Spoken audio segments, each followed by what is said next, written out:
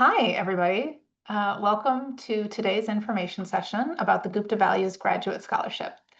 My name is Jane Lloyd. I'm a stewardship officer here with the Rackham Graduate School, and I'll be your moderator today. My colleague Shelby is also here today to help with Q&A and anything else you might need during the session. So I want to thank you all for coming today.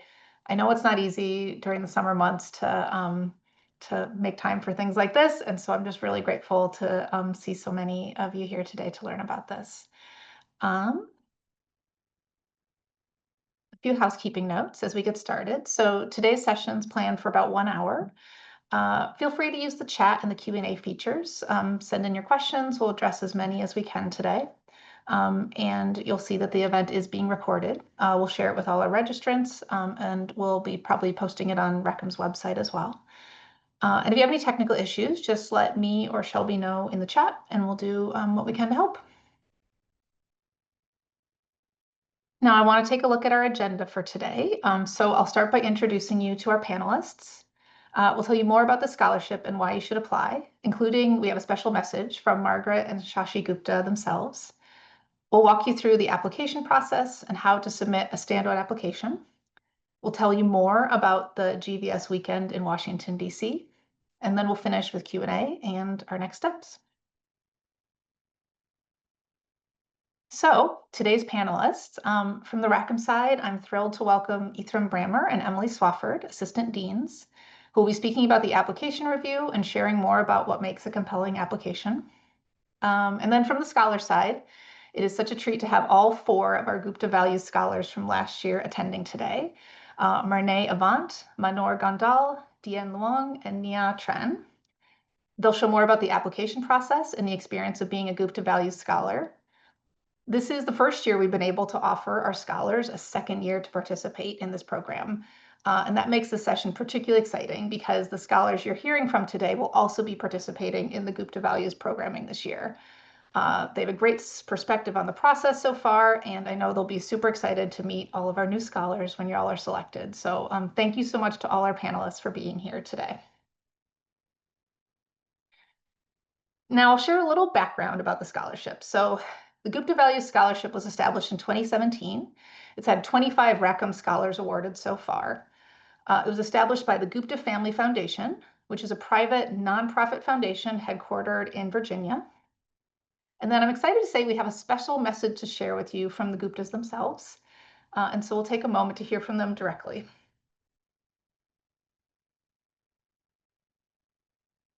Hello, I am Shashikant Gupta. Can you all hear okay? Is the audio coming through? Okay, great. Let's let them continue. And I'm Margaret Gupta.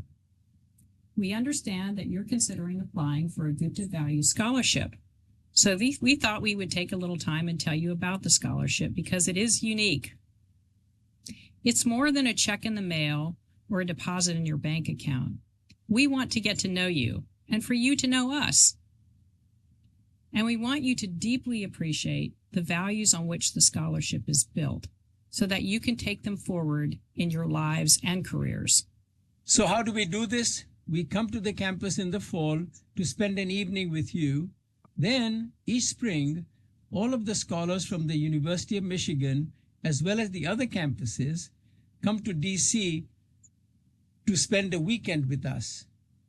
A weekend of exploration, discussion, and reflection on what living by the values of integrity, human dignity, and excellence means in real life. Talking about real life, let us share our journey with you. Shashi and I started our technology services business as a social experiment. We wanted to see if a business built on values could thrive in a world that was driven largely by greed. So we built our company on the same 3 values: integrity, human dignity, and excellence. And it did thrive. What we found was that contrary to common belief, these values in fact gave us a strong competitive edge.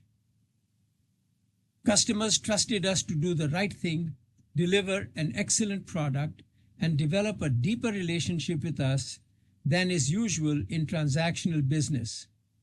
Because of this, we were able to win business against large companies like IBM and Capgemini in competitive procurements. In 2016, we decided to bring this message to young people like you. Living a values-driven life is a superpower, not a hindrance as the current social ethos would have you think. And the changes in our country since then have served to highlight the importance of ethics for each individual and society as a whole. We hope that you will let us join you in your life journey to reinforce these principles. We invite you to apply for the Gupta Value Scholarship and join us in an exciting journey. We look forward to seeing you in Ann Arbor in the fall and DC in the spring.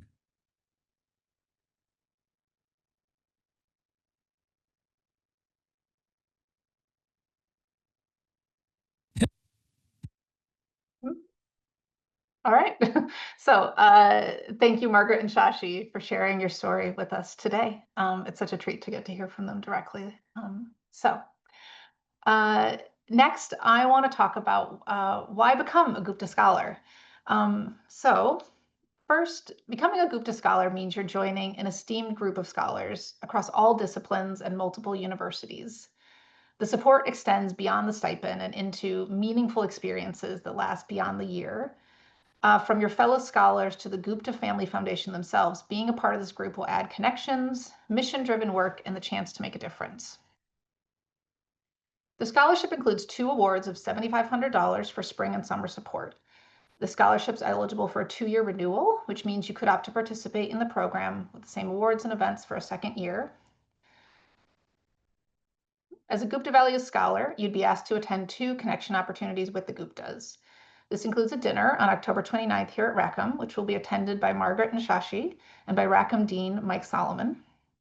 And the second is a weekend in Washington, D.C. with the Gupta Family Foundation, your fellow Rackham scholars, and scholars from MSU and Northern Virginia Community College. And this year's trip will be April 10th to 12th, 2026. Now, I want to ask our scholars to share. So tell us, what has been a highlight of your experience as a Gupta Values Scholar? We'll start alphabetically by first name. So we'll go Diane, Manor, Marnay, then Nia. So Diane, would you like to kick us off? Thank you, Jen. Hi, everyone. Last summer, when I learned about the Gupta Scholarship, I just finished my first PhD study. And as many of you can relate here, when you are done with your first year PhD study, the most painful and annoying question you keep asking yourself is, what have I done to my life? So amid all those confusion, applying for the Gupta scholarships gave me an outlet to deeply reflect my thought, my values, and how integrity has shaped my choices. And just surprisingly, just writing down my thoughts gave me a source of new hope that I was not totally lost. So, and I think many of you can relate here, regardless of your backgrounds or experience. Raj school itself naturally brings about moments of doubt when you keep asking yourself if you are on the right path, if you should keep doing what you are doing. And fast forward to the picture here in the slide, last April, when I got to meet other fellow Gupta scholars. At that time, the political climate was very high. As an international student, anxiety and uncertainty was also high for me. But getting to know those passionate, integrity-driven people give me a new sense of hope that regardless of your adverse circumstances, despite some moments of doubt, there is always a community rallying behind a common purpose. So in applying for the scholarship, as Jen just said, it's beyond the money. Though, let's be honest, $7,500 is something you could not easily say no to. But it's beyond the money. It's give you the chance to connect with passionate people, integrity-driven people, and that would help you answer another persistent and annoying questions you are likely to face in your life. The question is, what is the point of doing this and that? Can you change the world? I cannot speak for other Gupta scholars, but I believe that as Gupta scholars, you can genuinely and confidently say that at least we can make a difference. Thank you. Thanks, Tian. Manor, why don't you share next? Yeah, thank you so much, Jane. And thank you everyone for joining in today. I will echo back what Margaret also mentioned in their speech that getting to know us and them, right? So the Gupta family, they come in October, they come here for dinner and we actually meet them, we actually have dinner with them. And from our last year experience, we discuss like all sort of issues, right? So the highlight of this experience has been connecting with diverse group of people coming from leadership positions, coming from scholarship positions, all across the spectrum, and then discussing issues that are controversial, that are engaging, that are political, social, in all aspect.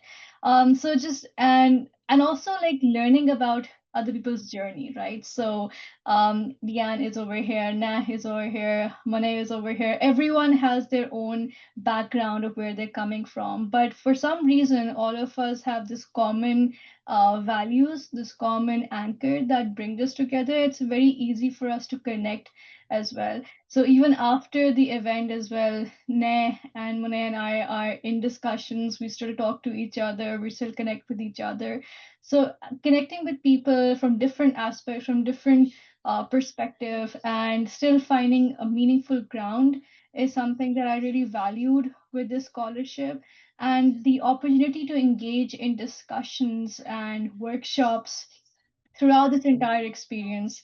When we went to DC, this was something that I experienced firsthand. That we had speakers over there, we had workshops, we went to different places and discussed things. We were in the bus and discussing things. So it was a very eye-opening, encouraging experience for me, and that I guess the entire experience was the highlight. Thanks so much, Manor. Marnay, how about next? Hi, y'all. So I'm going to piggyback off Manor as well and say, I think for me, it was also the connections. I think U of M's campus is really big. And so there are a lot of like missed connections that you have with folks. And also just because sometimes you could be divided, you know, if you're in STEM or if you're in the social sciences or humanities. So sometimes I feel like it's just so big and a lot of like missed connections. So this is like one space where we can all kind of come together. It doesn't matter like, you know, what your discipline is or where you come from. Like we're all just kind of coming together to talk about, you know, challenging topics and to reflect on our own lives and to share our stories. And I even felt that way also with like the MSU students. So they're undergrads, but I mean, just a fantastic group of students as well. And they also have their stories and their passions that they want to share. And they're eager to talk to grad students as well, because they're like, ooh, you know, you're doing a PhD or a master's. And so they're constantly thinking about what they want to do with their life. And so, you know, they're asking us questions, but also we're asking them questions. And so I really just enjoy getting to know people. Who I wouldn't like have normally talked to or, you know, interacted with just because, you know, of like spatial limitations or just like divisions in what disciplines we're in. So, you know, you might not see people as much. So I would say that's like the highlight of my experience so far. Thanks, Marnay. Yeah. Thank you, Jen. I have the advantage of the person who speaks last for all of the highlights. So I cannot agree more with my Gupta fellows. So one of the highlights is definitely the weekend trip to DC. It actually gave me the chance to get away from Ann Arbor, and everything was covered. So it was dry during the cherry blossom season, so we definitely got some great photos, and we had the chance to meet Congressman Jamie Raskin. So we were assigned to read 2 chapters of his book before the trip, which at first felt like homework, but it turned out to be a very eye-opening read. So it really helped me to understand how the US legal system works. And honestly, there's something special about reading a book that you really enjoy and then getting to meet the author, especially when that author also happens to be a congressman. And just to echo what my fellows just said, that it was incredibly refreshing to hear perspectives from undergrads to college professors on common issues and how they work in to contribute to a better society. So, of course, I cannot agree more with Dean about the financial support, which is amazing. I'm not gonna lie, my bank account was very grateful for that. But the stipend doesn't last long. The fact that we moved from June to August right now. So being part of the Gupta Values community is something that will stay with you for life. Thank you all so much. So great to hear directly. So now that all of you attending have an idea of what it means to be a Gupta Values Scholar, I'll talk about the logistics of applying. So any Rackham student in good academic standing is eligible, and awardees are selected through their application materials.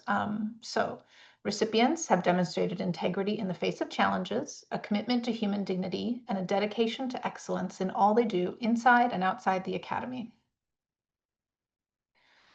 The Gupta Values Scholarship application consists of 3 main components: a personal essay, a recommendation letter, and your CV. The essay prompt is designed to let you showcase how you've demonstrated the core values in your life and work. Please be sure to follow the prompt closely and be specific in your responses. You'll also need a recommendation letter and an updated CV. Your recommendation letter should come from your faculty advisor. I suggest making a plan to ask as soon as possible. You'll want to give your advisor plenty of time to write a thoughtful and compelling letter. If you don't have a faculty advisor or have questions about recommenders, you can email Rackham FF for more specific advice. That's our finance and fellowship team. And Shelby is going to add that email address to the chat so you'll have it. In terms of other advice, make sure you share the prompt with your recommender so they know what the reviewing committee will be looking for. And then you'll want to consider how your essay and recommendation letter will fit together. So what could your recommender tell us that would add depth to your essay and maybe illuminate another side of your application? You may want to share details about your essay and specifically name what aspects of your work or academic interests you'd like the recommender to speak to. If you work far enough ahead, you could even share your essay with the recommender to help them write the recommendation. So we're going to hear from our scholars again. So I'd love to hear more about how you approach your essay and then any advice you have regarding the recommendation letter. So how did you guide your recommender in terms of writing a strong letter? So we'll start with Manor, then we'll go to Marne, Nia, and Dien. Yeah. Manor, go ahead. Thanks. I'm very excited to answer this question. Okay, so if you are graduate students, which you are, then you might have come across a proposal, right? A research proposal. So I would advise you to take it like a research proposal document. In a research proposal, you need to make sure that you follow the prompt very closely. You need to make sure that you start early, and you need to make sure that you highlight the most important aspect of the proposal. So starting early will give you an advantage because it will help you rethink about the proposal and also share it with your recommendators, which is really important if you want the two things to be coherent.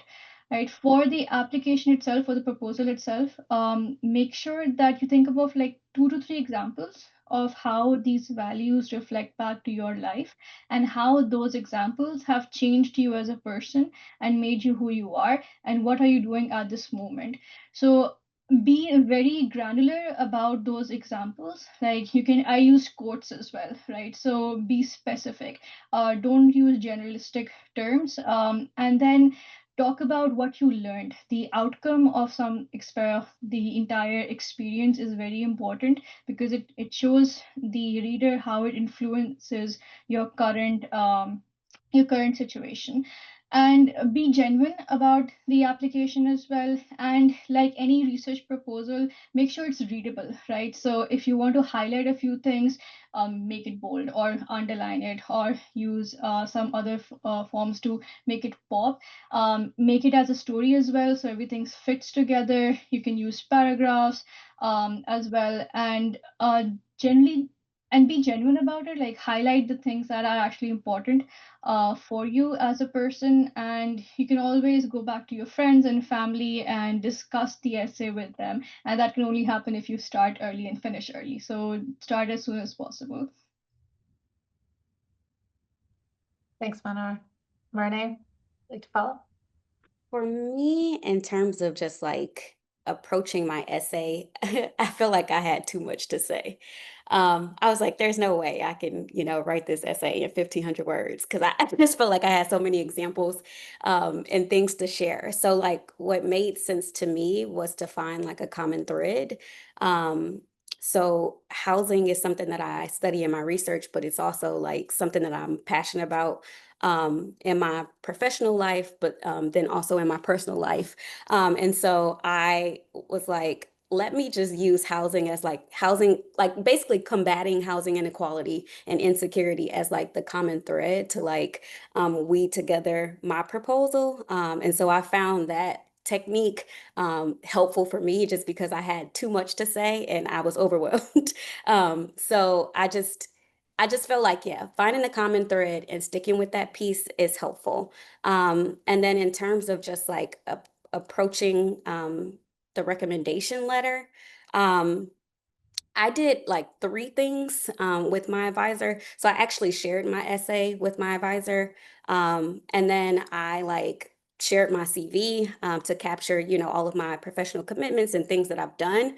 But then I also kind of shared with her like this 1-page, like bulleted it's like list of things from my CV that I wanted her to like go in depth about because like it doesn't, my CV just kind of gives one-liners, but it doesn't tell like what some of the programs I've participated in and what the missions are. So I really wanted to like talk to her more about like what I've actually done and how those experiences align with the 3 values. And so I feel like that gave my advisor a clearer picture of like some of the things that I've done and what I wanted her to like reflect in the rec letter.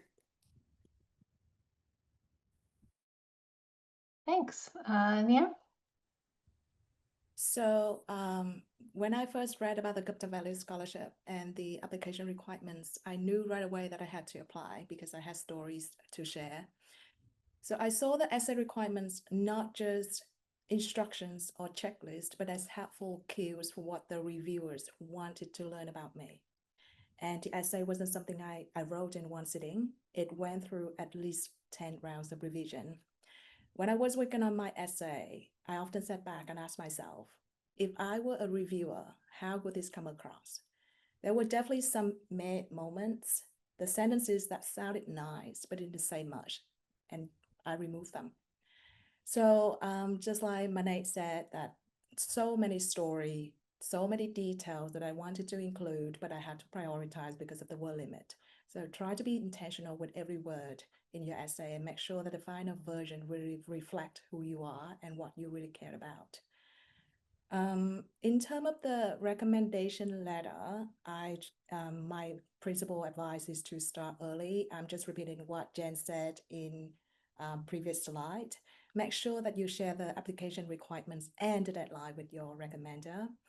And because you will apply through the online portal of Rackham, so you will need to give enough time for the paperwork and potential technical issues before your recommender can submit a letter of recommendation. And I shared my essay with my advisor so she could see how I was framing my stories. I'm fortunate enough to have a close relationship with my advisor, so she's already knew most of the experiences that I wrote.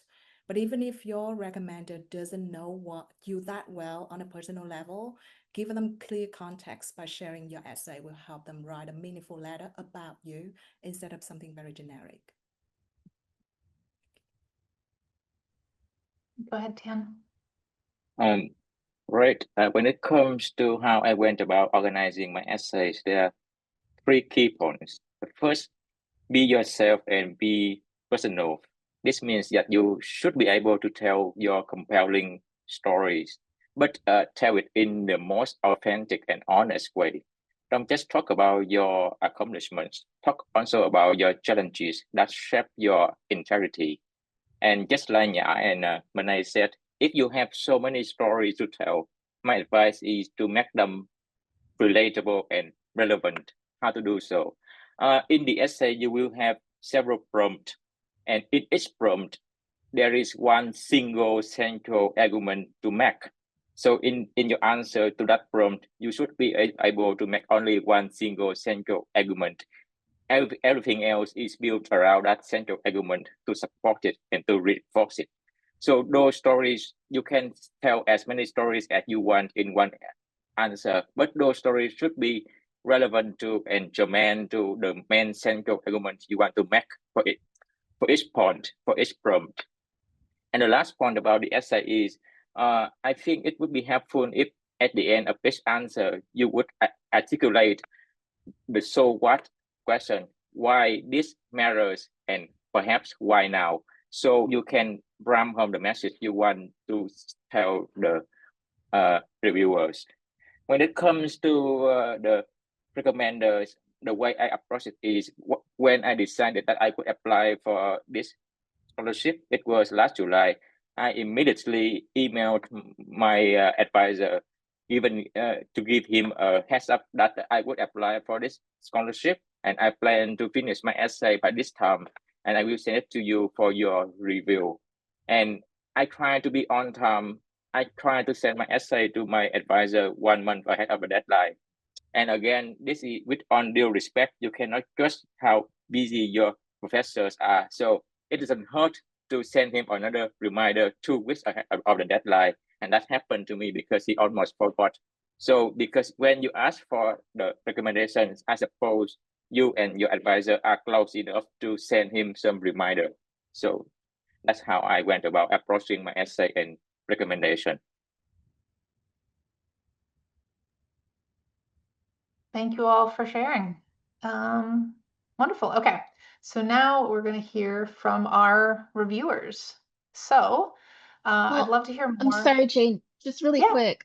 I'm sorry, I Sure. just have one question in the chat that was really interesting. That's saying basically to the scholars, when do you guys recommend applying?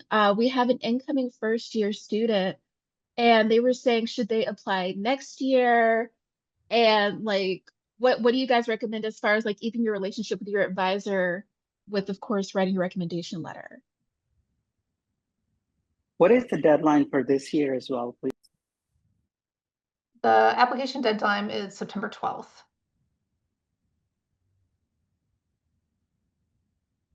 Yeah, so great question. I don't know that I've thought about this. Do any of our scholars have thoughts in terms of, did you all kind of think about this in other years and what made this year feel right for you in terms of when to apply? Last year, I guess, but yeah.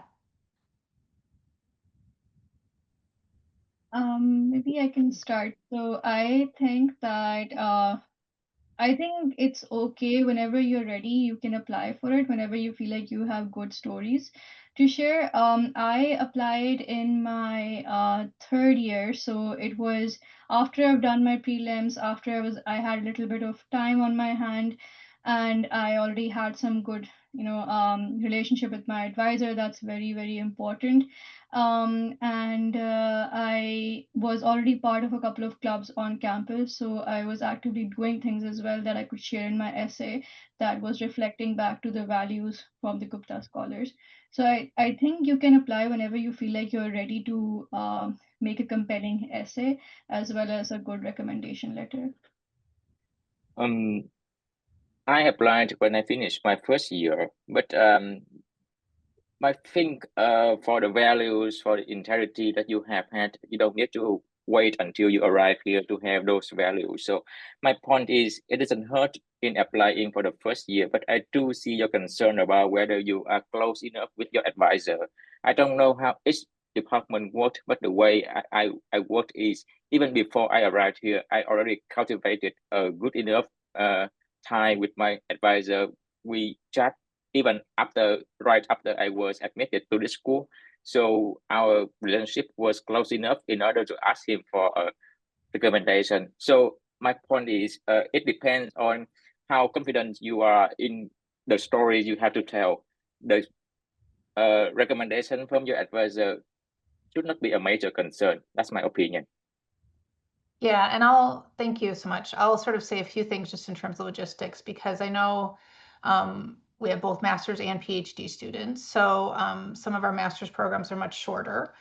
Um, I think that a student kind of an incoming student should consider applying. And even if they don't have a faculty advisor that they're close with, they may be able to use a recommender from another institution. But that's sort of a question I think would be useful to email that Rackham FF to kind of talk about your specific situation. Emily and Ithram may be able to speak a little bit on that in the next section as well, but we don't want to sort of, the tricky thing for a 1.5 year master's program is that if you wait till your second year, you actually won't be a student at the time that the DC trip comes up. So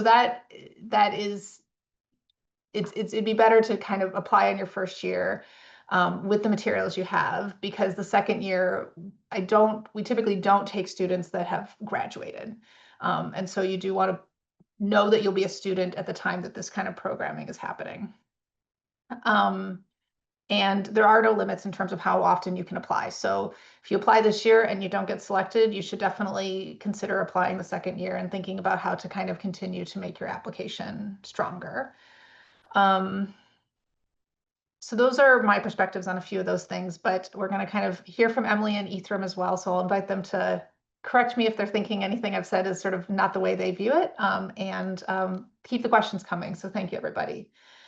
So hearing from our reviewers. So we want to hear kind of a little bit more about how you define these values that are so central to the essay. Integrity, human dignity, and excellence. And then tell us more about kind of what's resonated with you in the past as you're doing these reviews. So we'll start with Ithram and then we'll hear from Emily. So. Sure. Thank you, Jane. And thank you especially to our panelists. Did an amazing job talking about your experience and giving great recommendations. And then thank you for everybody for joining us and taking some time out of your summer before a very busy fall begins. And so I'll probably talk about the values in reverse. It might be easier for me to do that. I've been blessed and fortunate to serve on a number of these review panels, evaluation panels over the years. Excellence in all things, right? So often in academic circles and academia, we define excellence based on your GPA, right? Or by the number of publications you have. And I don't think that that's the single metric, right? Especially that the Guptas are thinking about. So excellence in all things, holistic, in everything that you do, just high quality, and being able to demonstrate that in your essays, right? That you really value excellence in and of itself, and you can kind of demonstrate that in all the things that you do. For me, I think it's important to distinguish integrity and human dignity. I kind of see the defining line as one being outwardly and one being sort of internal, right? So if you think of human dignity as being outwardly demonstrating how you value human dignity and the things that you do to support others, to make the world a more just place, to support those who are oppressed, to support those who are experiencing discrimination or challenges in our society. What have you done that has been excellent to support others, right? And then integrity, I really think, is an internal thing, right? Like, how have you demonstrated integrity in your actions? So seeking truth, seeking justice, living by your own values, often in the face of significant challenges, right? Or where it's difficult to actually take the moral higher ground, right? And I think the Guptas provided a really great exemplar, right? They could have established a business based on most business models, which is, maximizing profit, and they didn't. They maximize values, right? And that shows integrity, right? That's going against the grain. That's not what the basic playbook for establishing businesses call for, but it shows their integrity and them living by their values. Thanks, Ithram. Emily, why don't you the next? Sure, I can chime in quickly here. I think Ithram has laid it out super well at thinking about what these values are. And I want to sort of springboard on his remarks as well as how the panelists described their answers. I think if I were you, I would listen very closely to the panelists because they are ones who have written essays that have achieved these goals. But I want to first sort of point out that these are capacious values. Ithram got to this a little bit, and in some ways we're looking for you to define them. What do they mean to you, and how can you show us? So I think this is where the prompt to be specific is really important. We want to know, what have you done, or what is the evidence that you live your life according to these values? That's what we're looking for. And we want personal stories, but we want them to be authentic and genuine, right? We want them to be your voice, your story, your point of view, and to remember that we haven't lived your life, we haven't had your experiences, we might be from a different discipline than you. So think about how you can explain your experiences and your values in a way that makes sense. One of the panelists, I've forgotten who, I think it might have been Nyas, was saying, how would I think about this if I was a reviewer? I think that's an excellent way to write an essay, is to always write it and then say, okay, if I knew nothing about me and I was just reading this, what would I think? And then often that's a fantastic way to edit yourself. And then the final thing, someone else mentioned lessons learned. And I think that's really important too. An experience really matters if it changes you, right? Or if you learn something about yourself afterwards. And so that's a way to demonstrate that this was significant, that it mattered. It's not just something that, as Ethan said, a run-of-the-mill playbook, but it's something that was a turning point in your life or has value or meaning for people outside of your life. And that's what we're looking for in essays that stand out. Thank you so much, Emily. Okay. So we have a little more question, another question for our reviewers. Is there anything applicants should be sure to avoid in their essay or recommendation letters? So Emily, do you want to kick us off? Yeah, sure. I will say that you should try to not stretch, right? Be true, be authentic. We get a number of applications that I've read that are about a cheating incident, right? And of course, that has to do with integrity. That is totally on point. But the stakes of it might not be super huge, right? So think about, is this something significant that is a story? Like, is this a story that is significant, and what level does it rise to? And I think the most important thing though is, this prompt is about you and your experiences in your life, but we are not looking for you to relive your trauma. We don't want to hear that story if you don't want to tell it, and we don't want you to think that it's sob stories or trauma stories that receive the funding. That's not what we're looking for.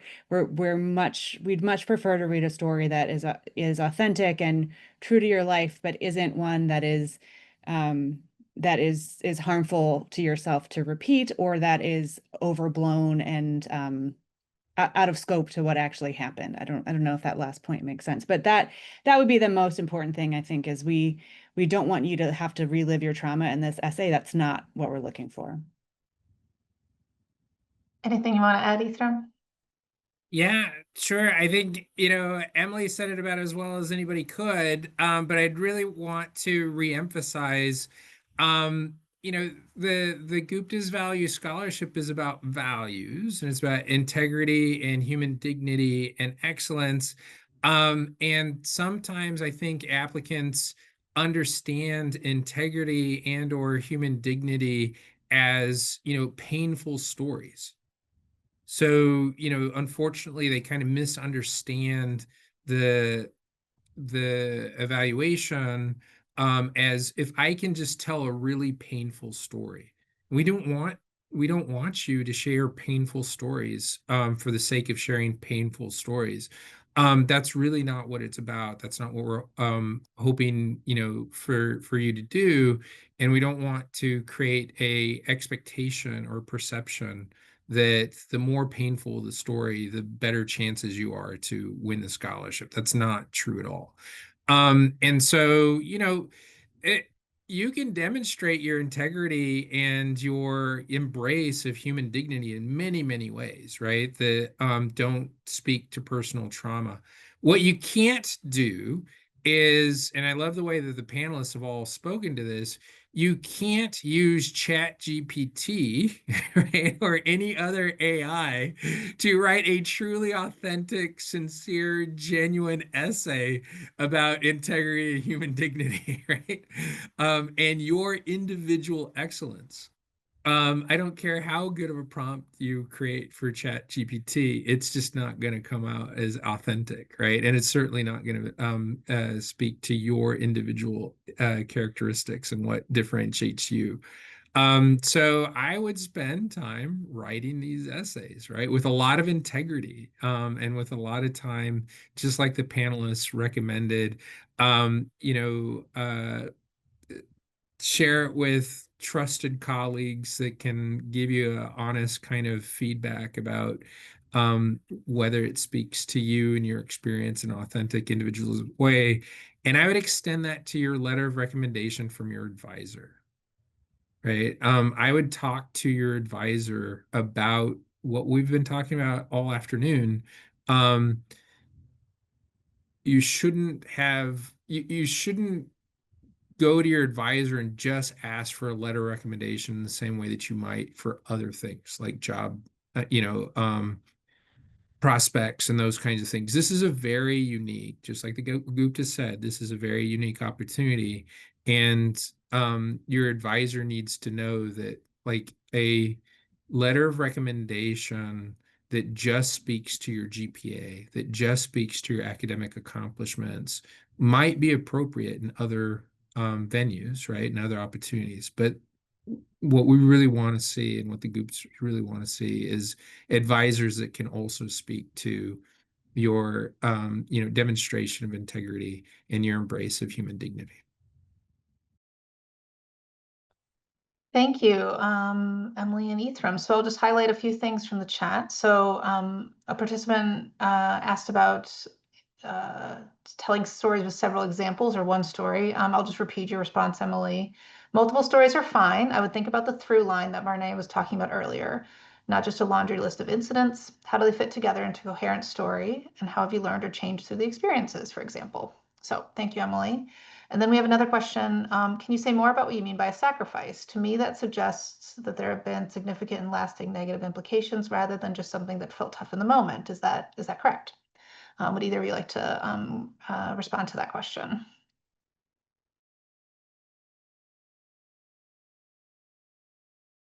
Yeah, I think so personal sacrifice is, I think, what we're being so careful about, right? Where we're emphasizing not to read that into personal trauma, right? So struggle, I love Marnay. I mean, if she doesn't mind, I'd love to make an example of her dedication to housing, right?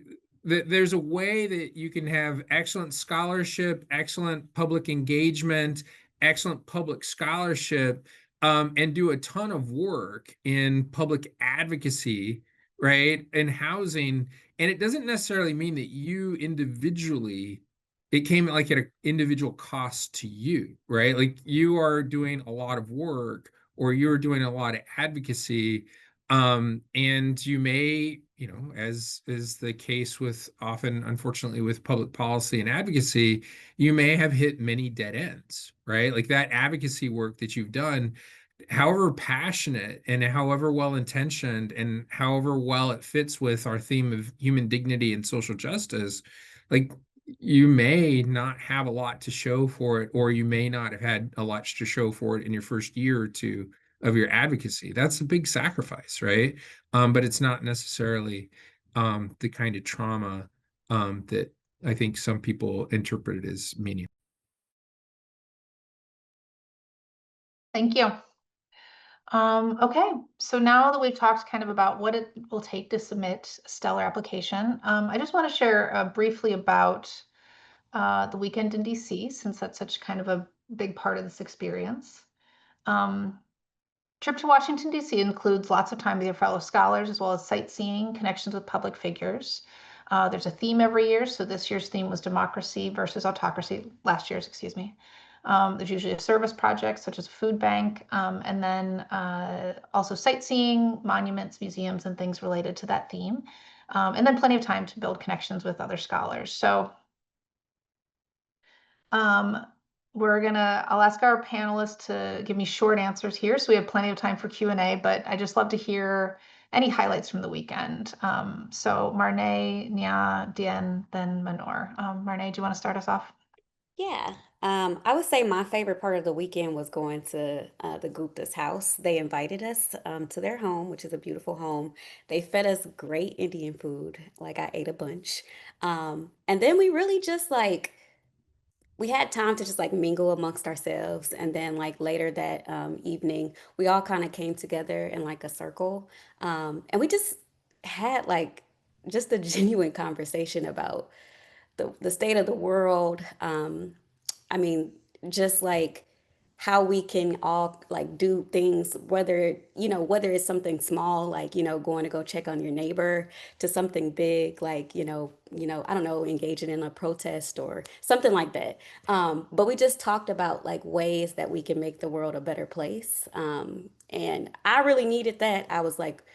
I felt rejuvenated after that conversation, just because of the socio-political climate that we're in. And I felt heavy as I was traveling to DC. So like just being able to talk to folks about that, people who have some of the same concerns and issues that I have. And I just really needed that. So I really just enjoyed the like welcoming, warm, and kind of just open, reflective like vibe from the dinner.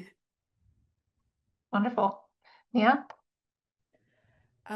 So yeah, I definitely can confirm that Manay really enjoyed the food. Um, One of my favorite parts of the trip was volunteering alongside others at the Free From Hunger Center. It is a food hub installing cornerstones. So our task was to sort food donations and check expiration dates.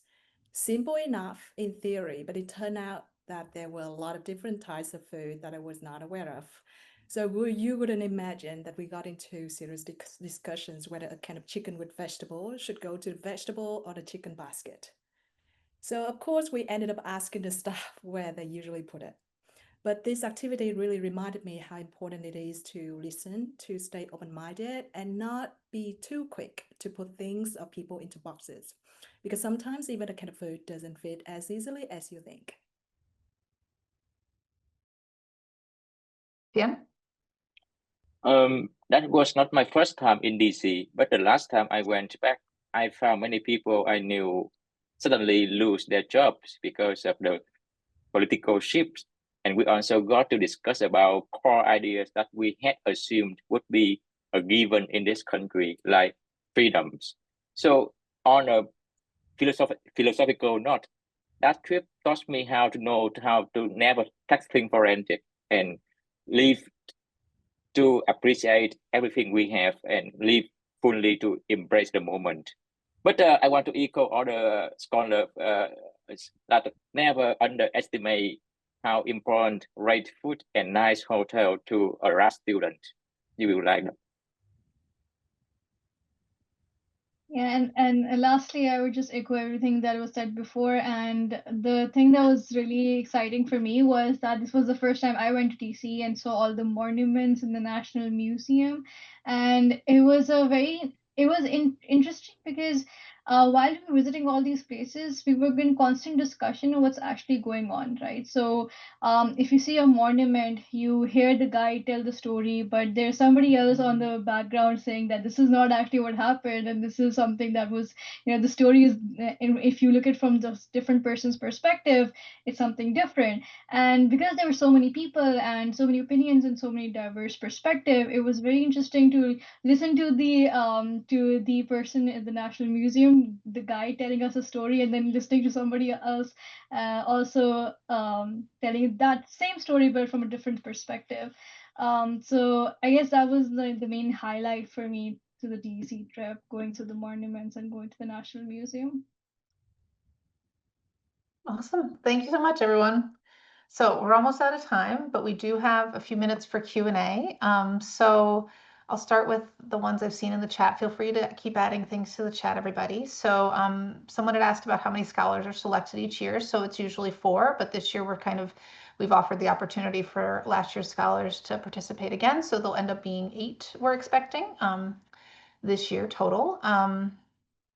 In terms of the other schools, I also don't totally know. I think MSU tends to have a larger cohort, and Northern Virginia probably, I don't know. The pictures look like maybe 4 or 5 students come along, but jump in if my scholars know better than I do. Tends to be a big group in the DC trips, as you've seen in a lot of these photos. We did have a question. How does a STEM graduate for engineering demonstrate integrity? Would anyone like to speak on that, either reviewers or scholars? Can I have something to say here? Yeah, absolutely. Actually, I don't know where you're coming from, but in my opinion, it is in the STEM area that you have even more to say than us in social science. We are talking about how science is being politicized, is being not neutral at all. So that is where integrity could step in. So I don't know too much about your background, but I do think that at a time when science is being politicized at this level, you should have compelling stories to tell. Thank you. Jane, I can jump in yeah, really go ahead. fast and say also too, sorry, Manor, I said that you wanted to say something, that it doesn't have to be related to your academic work. So while Deanna is totally correct that there's lots of room for integrity and human dignity and excellence in STEM, you are a whole person and you're allowed to reflect that whole person in your application. So it may not have to do with your academic work, what you want to highlight in your application.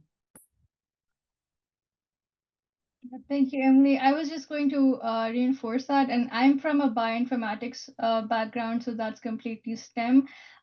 So you can, I mean, the idea is for you to show that as a person, how do you embody these values? So it can be, something that happened in your lab, something that you were part of as a group in a club. So it doesn't have to be, your research related. I mean, mine wasn't research related. I don't think so, but it's about how do you react to certain circumstances and how did that influence you to the person that you are today. Thank you. Oh, sorry, Jen. Yeah, go ahead. No, I just wanted to add something. I think that this essay is an opportunity for you to self-reflect as well, to see what your core values are, instead of just getting your head bogged down to your major, thinking again that what you really value the most in situation of challenges, not necessarily just at school, but in your daily life. Actually, no story in my essay was about my life here at UMH, to be honest. Yeah, those are great perspectives. Thank you, everyone. Let's see, there was a few logistics questions. Okay, about uploading the recording. We'll send this, so the recording will get sent out to everyone who registered. And then how many times can you apply for the scholarship during graduate school, and is there a limit? No, I don't think there's any limit. I've not heard of such a thing, so I think you can continue to apply as many times as you like. What other questions do our attendees have? We have maybe time for one or more, and feel free to come off microphone if that's easier than typing it out.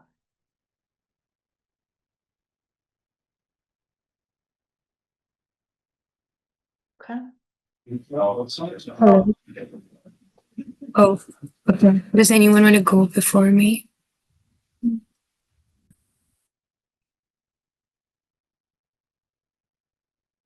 you have a question? Yeah. So basically, I wanted to ask any of the panelists, like, who are comfortable to share, like, if they could give an example, like, not in detail, but what did they exactly write? Like, I know everyone's story is different, like, I'm aware about that, but so that one gets an idea. I can share. So earlier I talked about how I wrote about housing. So one of the things that I wrote about in my essay was related to like combating housing discrimination. So I worked with an organization that investigated housing discrimination in Southeast and Mid-Michigan. And that work is very challenging work because you're trying to like basically uncover evidence of discrimination. And so landlords and mortgage companies, they can like find creative ways to discriminate. And so you have to be really like creative and innovative in your approach to investigating housing discrimination. So I talked a little bit about like what it was like for me to do some of that work and how like because discrimination isn't sometimes like overt, it's very covert. Like you have to like have some innovative ways to approach that. Yeah, I can share mine as well. So I'm a pharmacist by training, and when I was working in the pharmacy, there's so many factors involved, like between the patient's health versus or priority versus the business priorities, and sometimes that may not align.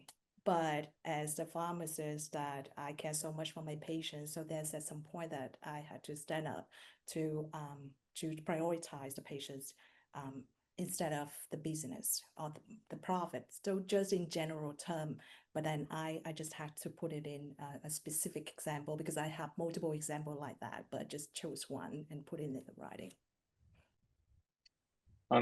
I have a journalism background, so my stories are more straightforward because during your career as a journalist, there were so many people who don't want you to tell the story you want to tell. So I just went ahead, and my job is to pick the most compelling story to tell. Of course, you have to find something that stands in your way of doing what you want to do without dramatizing it. That's very straightforward.